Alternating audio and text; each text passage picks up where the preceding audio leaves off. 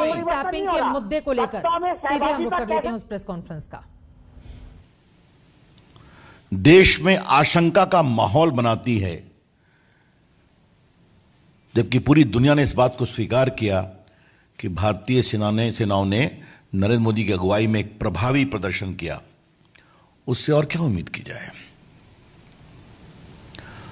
वो कांग्रेस पार्टी जिसके तत्कालीन वित्त मंत्री, बाद में भारत के राष्ट्रपति श्री प्रणब मुखर्जी, उस समय के प्रधानमंत्री मनमोहन सिंह को लिखित चिट्ठी में शिकायत करते हैं कि हमारे फोन की बगिंग हो रही है, तत्कालीन गृह मंत्री चिदंबरम के द्वारा। उस कांग्रेस पार्टी से क्या उम्मीद की जाए। वो कांग्रेस पार्टी जिसका इतिहास रहा है कि हरियाणा के 2 सिपाही स्वर्गीय चंद्रशेखर जी की सरकार में राजीव गांधी के आसपास देखे गए तो चंद्रशेखर जी की सरकार कांग्रेस ने गिरा दी। बाकी तो 2013 में खबरें छपी हैं कि हजारों लोगों का फोन टैप होता था, आरटीआई की क्वेरी भी है, बगिंग होती थी। भारतीय जनता पार्टी कांग्रेस पार्टी के सारे आरोपों को सिरे से खारिज करती है। यह शर्मनाक, मर्यादा विहीन और भारत की राजनीतिक स्तर में एक नई गिरावट है। The BJP strongly refutes, condemns the baseless and bereft of political propriety comments leveled by Congress against the BJP. This is a new low in the political discourse of a party which has ruled India for more than 50 years. लेकिन जिस तरह के नेताओं की टिप्पणियां होती हैं, जिस तरह की वो स्तरहीन बातें करते हैं, तो आज के अवसर पर हम उनसे क्या अपेक्षा करें। देश सब देख रहा है और समझ रहा है। मित्रों, ये जो पेगासस की कहानी है, इसका संकेत आईटी मंत्री वैष्णव जी ने दिया था। ये सारी कहानी मॉनसून सत्र के पहले ही क्यों शुरू होती है? क्या कुछ लोग ये योजनाबद्ध तरीके से लगे हुए थे कि यह कहानी मॉनसून सत्र के पहले ही फोड़नी है ताकि देश में एक नया माहौल बनाया जाए? मैं कुछ सवाल खड़े करना चाहता हूं। एक संस्था का नाम आया है वायर। मैं किसी की आलोचना नहीं करता, वो है अपनी जगह पर, लेकिन क्या ऐसा सच्चाई नहीं कि उनके द्वारा बहुत सी कहानियां गलत पाई गई? एक जज को लेकर कहानी बनाई गई थी, आपको याद होगा, महाराष्ट्र के जज थे, उनकी डेथ को लेकर सुप्रीम कोर्ट ने भी उस पर टिप्पणी की, वो पूरी कहानी झूठी थी। 2 राउंड उस पर लिटिगेशन हुआ था। उनकी और सारी चीजें क्या हैं आपको मालूम है। एमनेस्टी क्या है? एमनेस्टी का कई मामलों में भारत विरोधी एजेंडा रहा है या नहीं रहा है? कैन वी डिनाई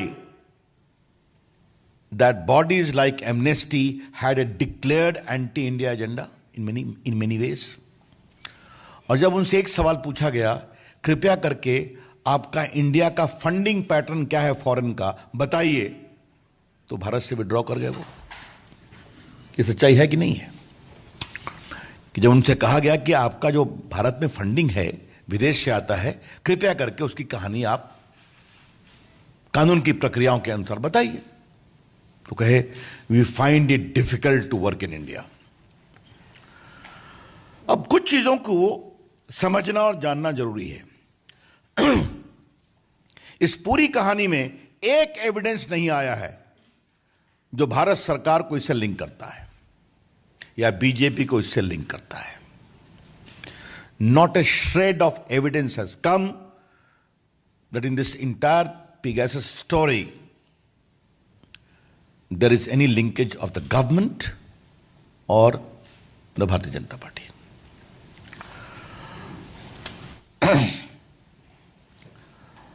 ये सवाल इसलिए जरूरी है कि दुनिया डिजिटल दुनिया है, तो दुनिया में बहुत सारे डाटाबेस हैं, लाखों में है, हजारों में है। तो जब तक आप उस डाटा का कोई एविडेंस नहीं देंगे भारत से लिंक करते हुए, तो आप निष्कर्ष कैसे निकालेंगे, ये आरोप कैसे लगाएंगे आप? और उसमें आपको बता दें कि जिन लोगों ने स्टोरी को ब्रेक किया उन्होंने स्वयं कहा है कि ये फोन नंबर का डाटाबेस में होना इस बात का संकेत नहीं है कि इसे हैक किया गया या इसके साथ कोई इंफेक्शन विद पेगासस किया गया। I repeat, those who have broken the story themselves did not claim that the presence of a particular number in the database does not confirm that infected with Pegasus. तो ये हो क्या रहा है? इन बातों को आज देश के सामने लाना बहुत जरूरी है। और फिर मैं कह रहा हूं, ये सारी कहानी मॉनसून सत्र के एक दिन पहले क्यों खोली गई? इसके पीछे का एजेंडा क्या है? इसमें अंतर्राष्ट्रीय संगठन, हाँ, और एक बात और है, वो एनएसओ जो पेगासस के मैन्युफैक्चरर हैं, उन्होंने साफ कहा है कि हमारे अधिकांश क्लाइंट वेस्टर्न कंट्रीज हैं। तो भारत को इसके माध्यम से टारगेट क्यों किया जा रहा है? इसके पीछे की कहानी क्या है? इस कहानी में ट्विस्ट क्या है? कुछ लोगों को लाया गया, उनके नाम फेंके गए। अब मुझे अनिल बलूनी जी बता रहे थे कि कांग्रेस पार्टी के पूर्व अध्यक्ष का भी नाम है। क्षमा करिएगा, मैं व्यंग्य में बोल रहा हूं, उनकी तो सारी टिप्पणी रोज ही ट्वीट पे रहती है। वो देश में खुद ही ज्ञान देते रहते हैं, तो उसके लिए कोई अधिक जानने की जरूरत है क्या?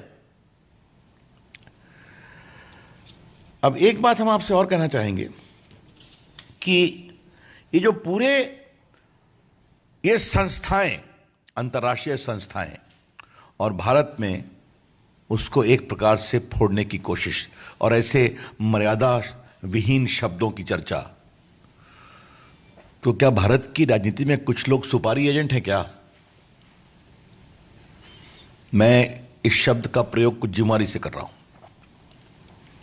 कुछ दल, कुछ नेता, क्या ऐसी अंतर्राष्ट्रीय कॉन्स्पिरेसी होती है तो उसके सुपारी एजेंट बन जाते हैं? और ये कोई नई बात तो नहीं है। याद करिए आप, कभी भारत की विविधता पर चोट हो रहा है, कभी भारत की मीडिया फ्रीडम पर चोट हो रहा है, कभी भारत में मल्टी कल्चरलिज्म पर अटैक हो रहा है। ये चलता रहता है ना, आप देखते हैं। और इन सबों का कारण एकमात्र यही है, एकमात्र, कि हमारे प्रधानमंत्री नरेंद्र मोदी जी की अगुवाई में जो भारत ने दुनिया में अपनी एक साख बनाई है, उससे लोग परेशान हैं। तो इस विकास की यात्रा को रोको और इस आत्मनिर्भर, आत्मविश्वास भारत की यात्रा को रोको। Try to block the story of India's development which is आत्मनिर्भर and which is full of confidence। यह है समस्या। अब यह बताइए कि क्या यह भारत के खिलाफ कुछ रिवेंज है क्या? जिस तरह से भारत ने कोविड में काम किया, जिस तरह से भारत में आज वैक्सीनेशन चल रहा है, लगभग क्या 40 करोड़ हो गए ना, 40 करोड़, दुनिया की बहुत सारी आबादियों से अधिक है, उसमें अधिकांश मेड इन इंडिया वैक्सीन है। आज भारत में कॉन्संट्रेटर बन रहे हैं, पीपीडी किट बन रहे हैं, वेंटिलेटर बन रहे हैं। भारत ने दुनिया में एक नया पैमाना स्थापित किया है। 75% देश के पॉपुलेशन को फ्री वैक्सीन दी जा रही है। तो क्या इससे कुछ लोगों को परेशानी है क्या? कि भारत ये सब कैसे कर पा रहा है, चाहे वो डिजिटल इंडिया का क्षेत्र हो, आईटी का क्षेत्र हो, भारत की सेनाओं की बहादुरी का क्षेत्र हो, इससे परेशानी हो रही है क्या? या कुछ लोगों को इससे भी परेशानी हो रही है कि भारत टेक्नोलॉजी में आज सबसे अधिक विदेशी पूंजी निवेश प्राप्त कर रहा है। आपको मालूम होगा दुनिया में the highest FDI is coming into India. इससे परेशानी हो रही है क्या, ये हम जरूर जानना चाहेंगे। इसीलिए यह सवाल फिर रेलेवेंट होता है कि अगर 45 से अधिक देश पेगासस का उपयोग कर रहे हैं, जैसा कि एनओसी ने बताया है, तो सिर्फ भारत को ही टारगेट क्यों किया जा रहा है? जबकि कहा गया कि साहब हमारे यहां एक सिस्टम है।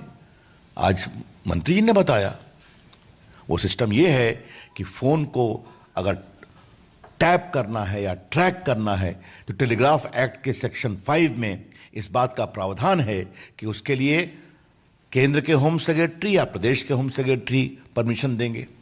परमिशन रूल्स के मुताबिक, चाहे वो आईटी एक्ट हो, टेलीग्राफ एक्ट हो, एक निश्चित सीमा के लिए वो कार्रवाई चलेगी। उस कार्रवाई को एक रिव्यू कमेटी है जिसको कैबिनेट सेक्रेटरी हेड करते हैं, जिसमें IT, communication secretary, law secretary बैठते हैं। वो नहीं कंफर्म करेंगे नहीं चलेगा।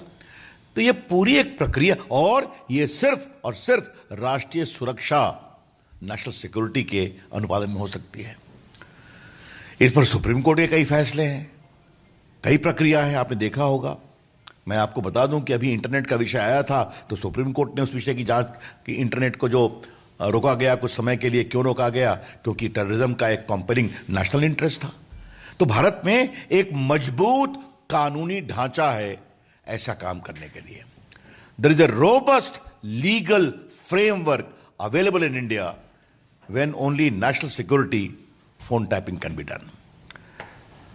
और सबसे बड़ी बात है कि जो लोग अपना नाम बता रहे हैं या कुछ लोग कह रहे हैं, वो भी इसको विश्वास से सबूत नहीं दे पा रहे, क्योंकि